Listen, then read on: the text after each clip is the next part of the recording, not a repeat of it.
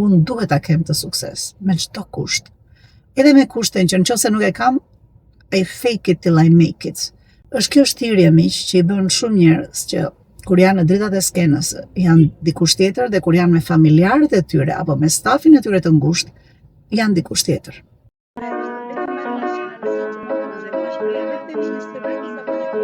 Po ndiqni podcastin Miqësisht e Lida.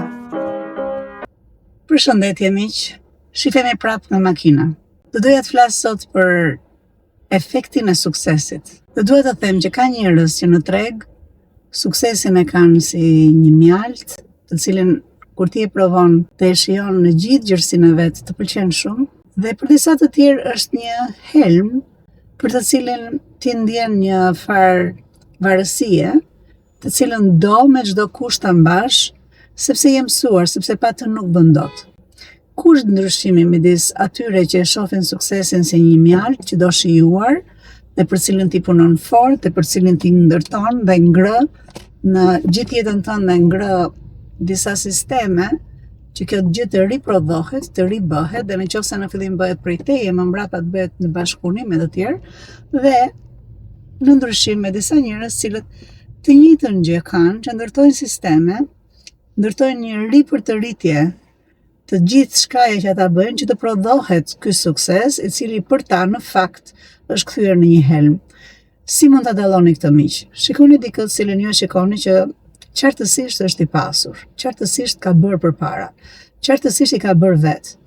Dhe nëse do të shikoni diferencën midis njërës palë dhe palës tjetër, diferenca qëndron në sa dhe si ata e konsiderojnë suksesin si një gjë fundore, një destinacion, një vend që duhet harish, apo e konsiderojnë si një mënyrë jetese në të cilën secili vendos disa standarde dhe punon fort që këto standarde t'i mbajnë në mënyrë të vazhdueshme. E them më thjesht, ka njerëz shumë të suksesshëm dhe kjo është e sigurt, të cilët janë në të dy anët e këtij spektri, në të dy anët e kësaj ndarje, ata që shijojnë dhe ata që në fakt ju është kthyer në një gjë që I duket sikur I mallkon në mënyrë të vazhdueshme. Krahu që e shijojnë suksesin janë ata të cilët e para njëherë janë të pasur jashtë, po të qetë brenda, kanë një paqe brenda. E dyta, nuk e kanë paqen vetëm për vete, nuk e kanë këtë gëzim vetëm për vete, po duan ta ndajnë me këdo dhe nuk kanë frikë ta ndajnë me këdo. Ku duket kjo? Do t'i vësh re që ata nuk janë persona që thonë këtë e di unë, këtë e kam unë, këtë e mbaj unë. Por thonë hajde ta bëjmë bashkë. Si mendon ti për këtë gjë? Falenderoj filanin për këtë gjë, bëj filanin për këtë gjë. Dhe shikon të tjerë dhe ndihen mirë për suksesin e tyre. Dhe në do të shikosh më në thellësi, futu dhe shiko marrëdhënien që ata kanë gjatë kohës janë në sukses me familjet e tyre, me familjen e ngushtë, me njerëzit më të afërt dhe me familjen e madhe. Dhe do marrësh të shikosh, nëse këta njerëz vërtet kanë arritur atë sukses që unë e quaj mjalt, suksesi që shijohet, këta janë që përfitimin e parë e ndajnë me familjen e tyre, me njerëzit më të dashur, me bashkëshorten me fëmijët.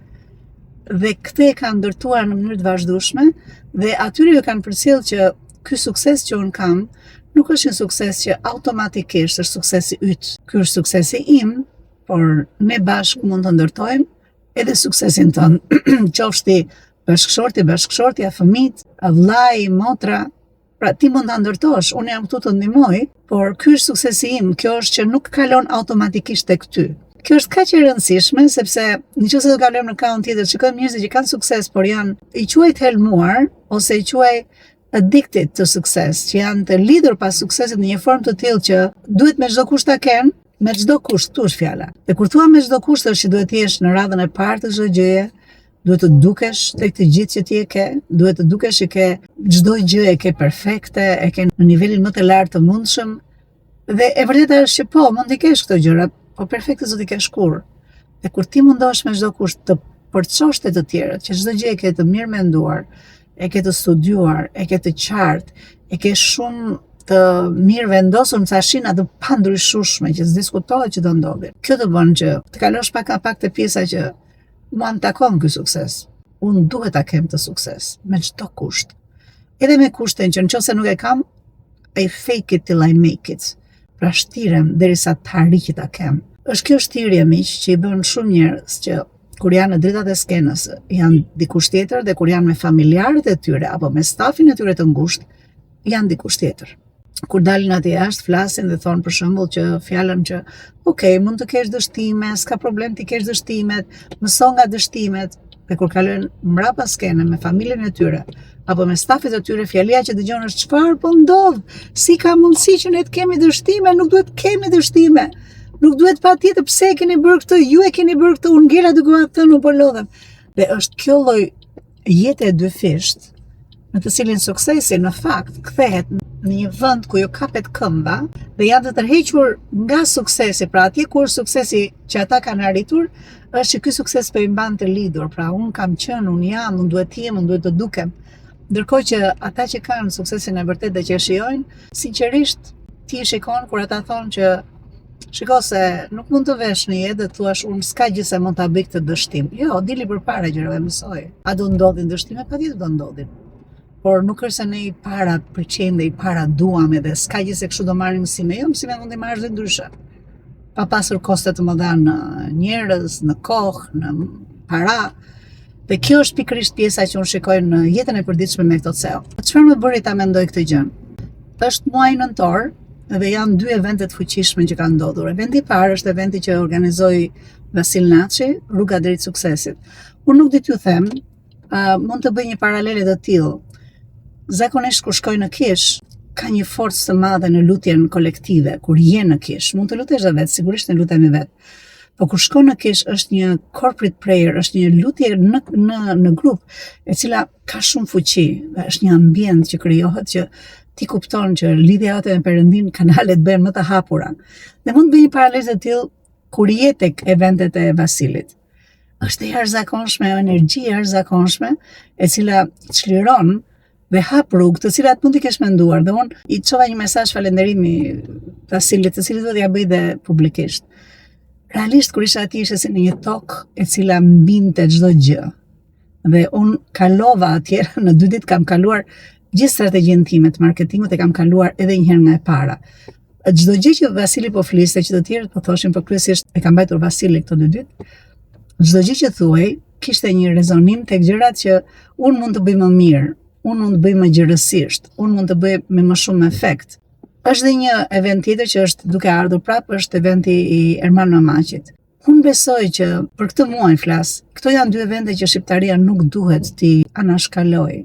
Dhe duhet patjetër të kuptojmë që janë këta 2 njerëz që unë mund të vë, për shkak se janë figura publike, mund t'i vë dhe të them që këta janë persona që suksesin e tyre e shijojnë çdo ditë dhe e kanë në mënyrë jetese.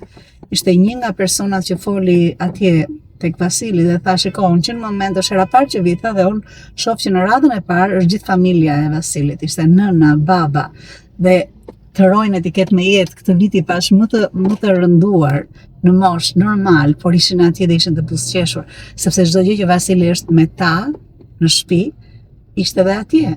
Edhe ti mund të shikoje realisht se si ai po i thoshte në mënyrë shumë të bukur, me atë llojin e vet shumë të rafinuar, por ndërkohë edhe të drejtë për drejtë, që kur mama dhe baba i falin diçka njëri tjetrit, dhe ishte një gjë e bukur që unë më kujtonte prindërit e mi kur ata kishin ato gjërat që ka çdo shift që duhet të them nga publiku atje ti i thua dikujt që shiko, secili i di ato përpjekjet e veta. Por të gjithë do t'i kalojmë duke falur, të gjithë do t'i kalojmë duke dashur tjetrin. Dhe ai i drejtoi prindërve të vet. Dhe kur ai drejtohet prindërve, dhe atje kishte fëmijë, grua në radhë të parë, ti e di që kjo është e vlefshme për çdo tjetër. Është njësoj prapë, mund të zë prapë emrin e dikujt që besoj me lejen e tij mund ta them, është pronari dhe drejtuesi i sallameve fix. Dhe kur unë e kam pyetur që cilin sallam nga këto është që ti do të ma këshilloj që unë ta marr, më tha shiko Lida, unë këto i jap fëmijëve të mi dhe i jap dhe nitit tim. Pra, nëse ky produkt që Vasili jep është që konsumohet së pari nga familja e tij, kjo tregon që ai suksesin e ka një mënyrë jetese. Nuk i ka një gun të bukur, moderne, të kohës që e vesh kur del në skenë. Është një sukses që është i vazhdueshëm. Dhe këtë gjë e ndjen absolutisht familja, ishte dukshëm. Dhe këtë mund ta shikosh edhe tek Erman Mamaqi. Ti do shikosh që familja e tij janë të parët që ndjekin, që qeshin me të dhe mësojnë njëkohësisht. Dhe pastaj është komuniteti i afërt, që është familja më e madhe, komuniteti që i ndjek, ka miq, klientë të tyre, stafet e tyre, Dhe këtu është për mua pse ky lloj suksesi është suksesi i anës si mjaft, që mund të kenë nevojë të gjithë ta marrin, edhe ata që mund të quhen dietik kanë nevojë ta marrin. Kemi nevojë për një gjë të ëmbël, pozitive në jetën tonë. Dhe prapë në anën tjetër mund të përmendja që ka shumë të cilët kur vinë në programet e mia kanë ardhur dhe janë të lodhur, të drobitur, të sfilitur nga suksesi i tyre. Dhe ajo që thon shpeshherë është pikërisht kjo që ndjej që jam ngjitur dhe që më kapet këmbë mbrapa në pikat më të larta të gjërave që kam arritur në të shkuarën, pa menduar që e ardhmja në fakt ka potenciale më të mëdha. Dhe në programin Coaching Me Lead këtë bëjmë.